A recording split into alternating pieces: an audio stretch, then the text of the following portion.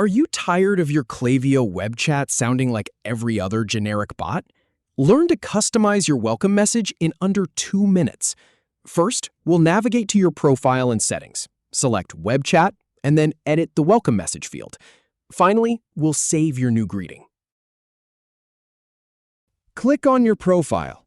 Once that's done, go ahead and click on Settings. Now, click on Web Chat. Next, find the Welcome Message field. Once you find it, type in your welcome message.